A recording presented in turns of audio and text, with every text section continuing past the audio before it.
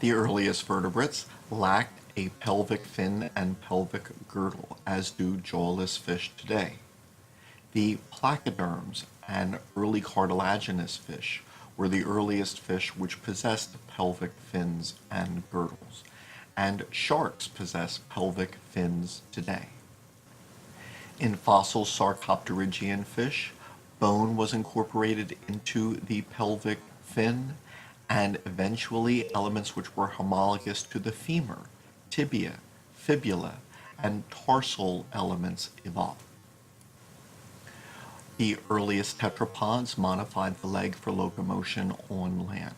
Although these earliest legs were primitive, lacking an ankle and having more than 5 toes, nevertheless they possessed phalanges and multi-jointed toes, which are not known in fish.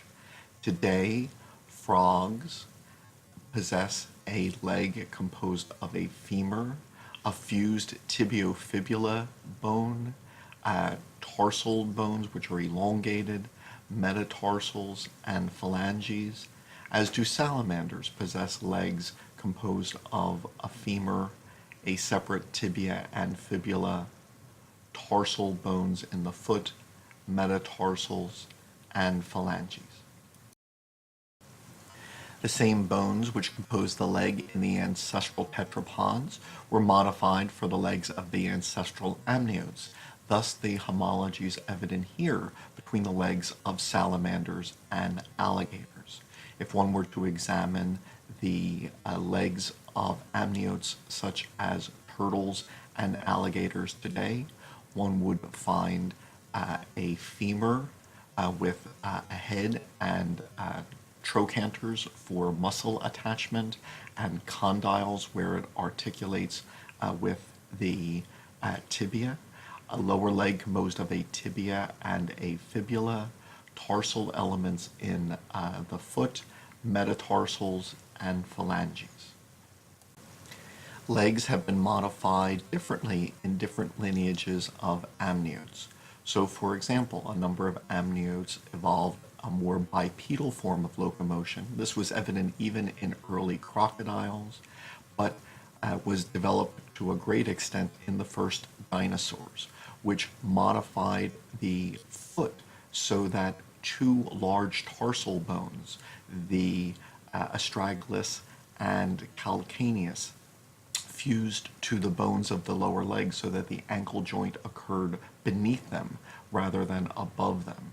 The metatarsals and phalanges were elongated so that dinosaurs were essentially walking on their toes, and the ankle joint occurred partway up their legs.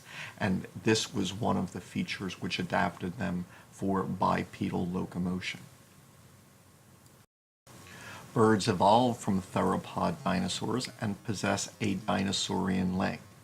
They modified a toe, at least at first, to make a perching toe so that one digit faces the other 3, although different bird lineages have modified this. And they still possess the feature of the ankle, which is very high up the leg, with 2 tarsal bones fused to bones of the lower leg. Later, birds fused together a number of tarsal and metatarsal elements to form a fused bone of the tarso-metatarsus.